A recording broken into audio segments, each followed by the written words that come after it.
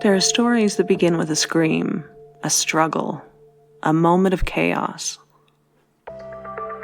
And then there are stories like this one, stories that begin with a whisper.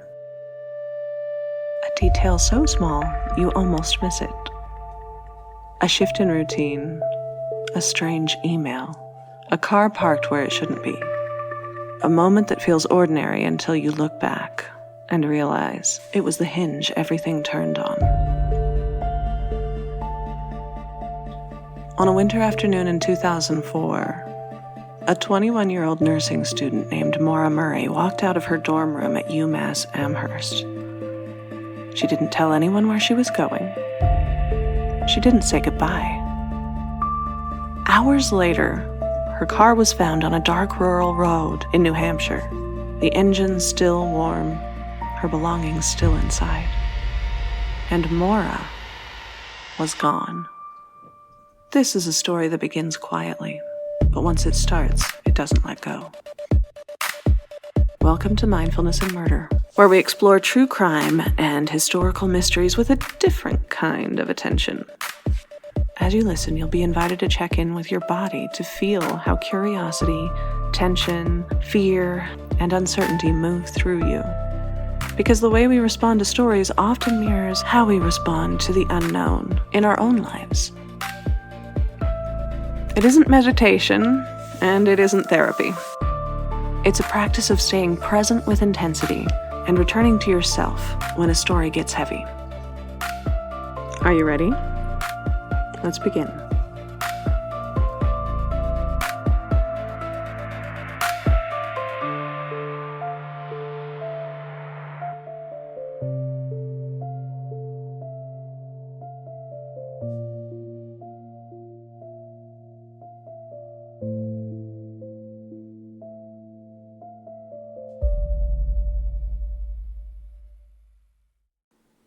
It was a Monday, February 9th, 2004. Amherst was wrapped in winter, the kind of cold that settles into the pavement and makes every sound feel sharper.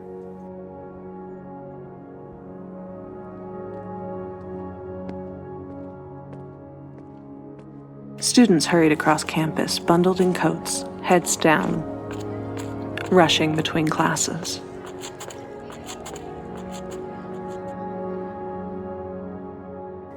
Inside Kennedy Hall, Maura Murray was finishing her shift at the campus security desk. She'd worked there before. It was a familiar routine.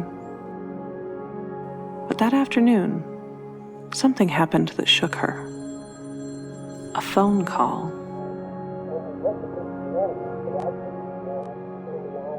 We don't know what was said. We only know that her supervisor later described Maura as completely zoned out, standing frozen, tears streaming down her face.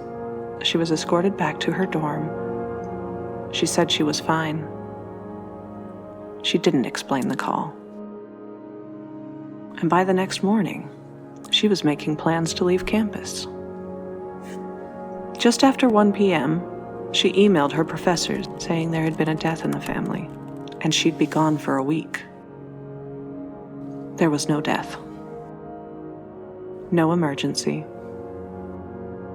Just a quiet, deliberate step away from her life.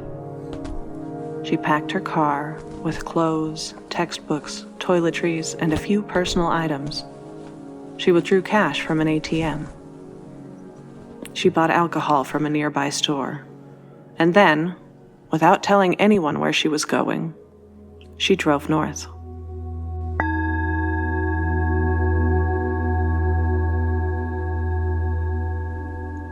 As you hear this, notice how your body responds to someone quietly checking out, slipping out of their routine.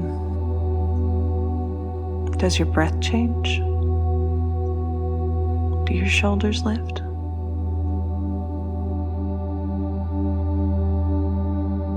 Is there a small tightening anywhere in your body? Maybe in your stomach or throat. You don't need to fix anything.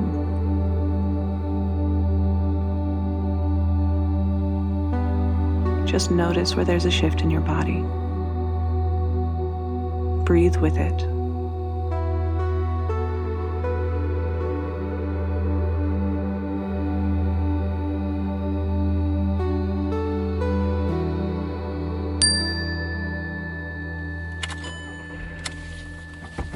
Maura left Amherst, heading toward the White Mountains, a place she'd visited before with her family, a place she loved. The drive from campus to northern New Hampshire is long and winding, passing through small towns, stretches of forest, and long empty roads where call service fades in and out. Her Saturn sedan wasn't in great shape. It had been in previous accidents. It wasn't the kind of car you would choose for a long drive. But she kept going.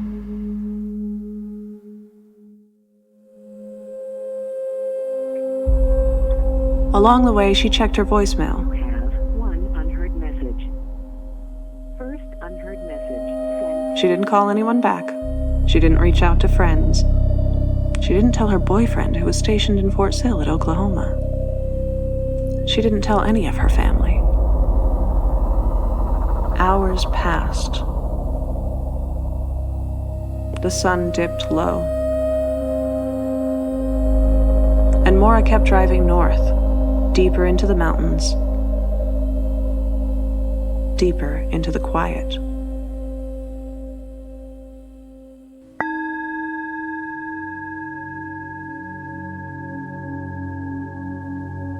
Notice now what uncertainty feels like in your body.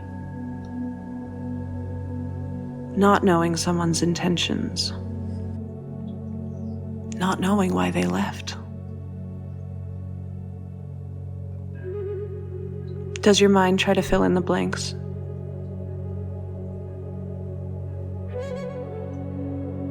Does your chest lean forward, wanting answers? Just observe.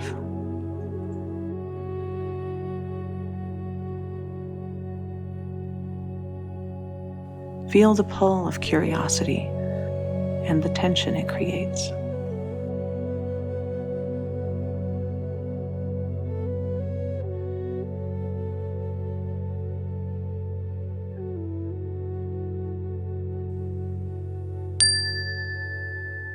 Sometime after 7 p.m., Maura's car veered off Route 112 in Haverhill, New Hampshire, a dark, rural road lined with trees and scattered houses.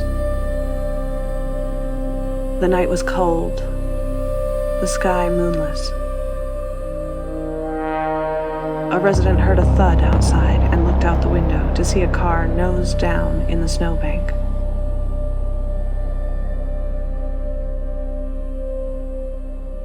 When he went outside, he saw Maura standing beside the vehicle. She seemed shaken, but not injured. A school bus driver passing by also stopped. He spoke with her briefly. She insisted she was fine. He offered to call for help. She declined, saying she'd already called AAA. But there was no cell service in that area, and AAA later confirmed that they had never received a call from her. He drove home and called the police anyway. From the moment of that call to the moment the officers arrived, only minutes passed. But in those minutes, Maura disappeared. Her car was locked, her belongings were inside. The road was quiet.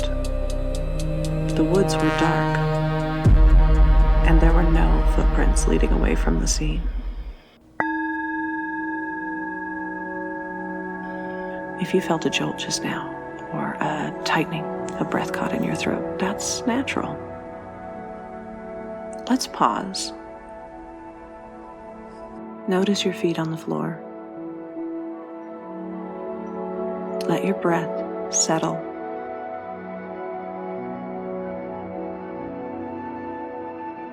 Feel the inhale through the nose and a soft, slow exhale.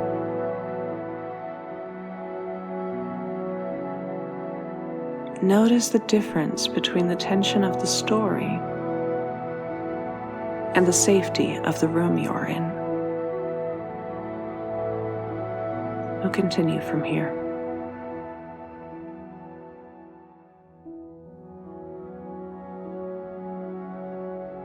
When police arrived, the scene was eerily still. The car was locked and the airbag had been deployed. A box of wine was found inside with Maura's belongings. Clothes, school books, toiletries, her phone, her wallet, but no Maura. Officers searched the immediate area, calling her name into the dark woods. Dogs were brought in. They followed the scent for a short distance, and then it vanished. Neighbors reported seeing no one on the road. No cars picking anyone up. No movement at all. It was as if she had stepped off the road and dissolved into the night.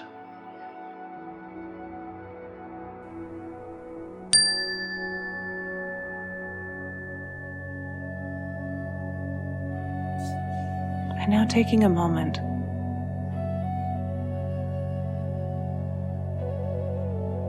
notice what your body does with the idea of someone disappearing into stillness. Are you maybe holding your breath? Are you searching for an explanation? Is your mind creating its own stories?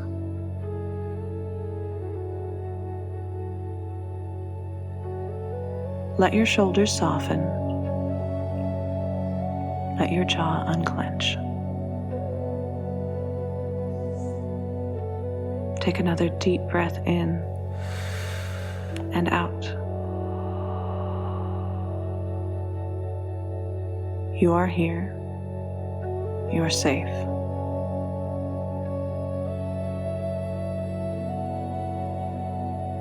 We'll continue from here.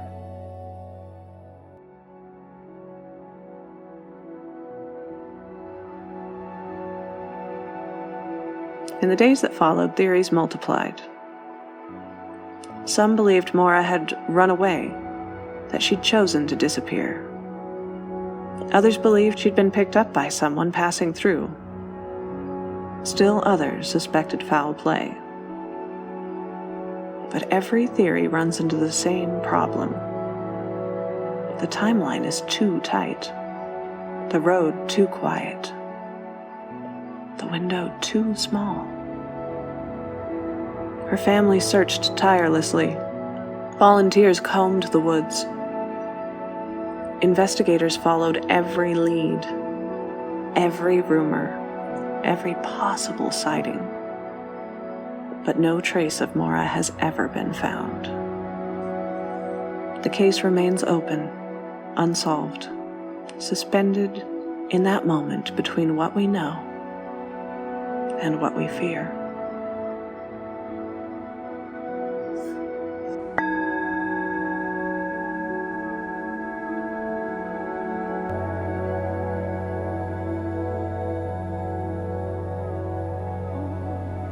Uncertainty is one of the hardest emotions to hold in the body. Notice how it feels in you. Maybe a flutter in your chest, a heaviness in your stomach, restless energy in your hands. Allow yourself to soften around these sensations, to move close to them with curiosity and compassion. Allow space for them in your body. Let your breath deepen. Let your spine lengthen. Let the body know it doesn't have to do anything or solve anything right now.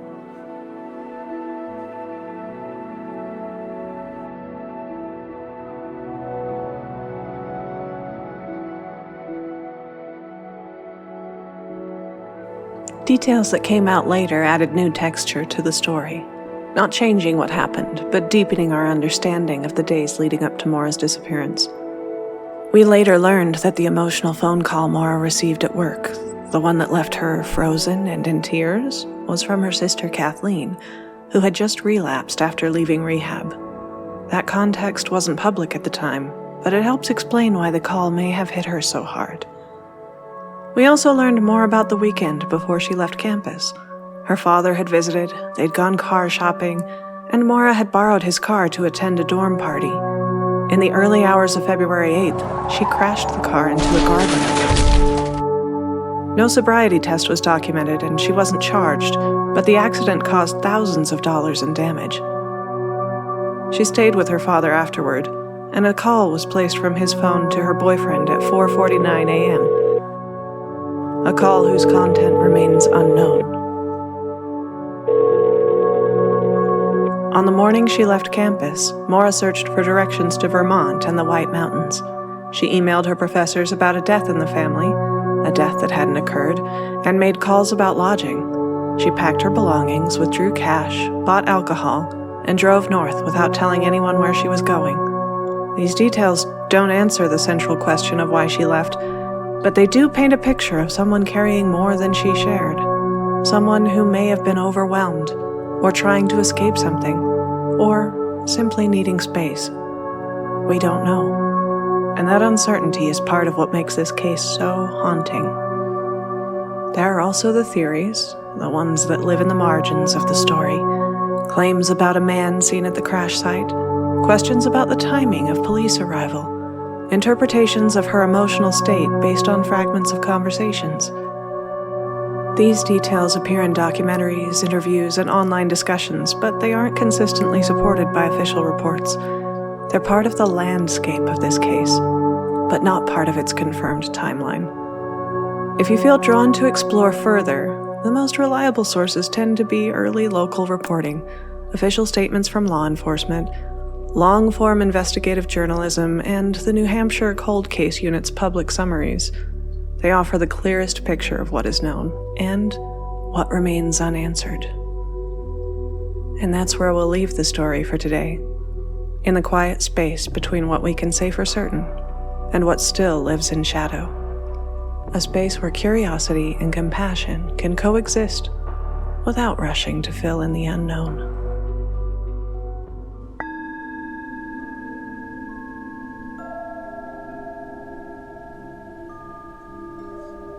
Take a slow breath in with me, and a long breath out. Gently close your eyes if it feels good to do so. And let this story settle behind you like a closed book. Feel the weight of your body being held up by the support beneath you. Notice the steadiness of your breath, in and out.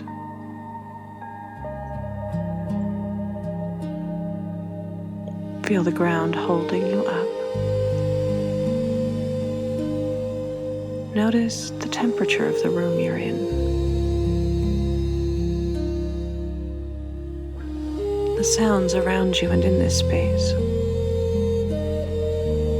Your inhales and exhales. You've just traveled through tension, curiosity, fear, and uncertainty. And you're here, present, safe, whole.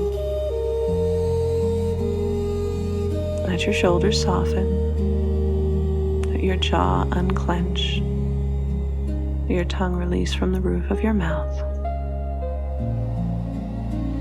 Let go of any tension or tightness you're holding in the body, and let your breath return to its natural rhythm.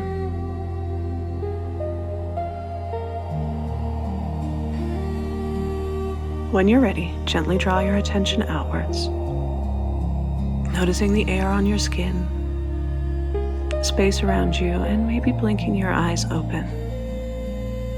Coming back to your life, coming back to this moment. Thank you for listening to Mindfulness and Murder. Next time, we'll step into another mystery. This one shaped by wind, sea, and silence. The disappearance of the Flannan Isle lighthouse keepers.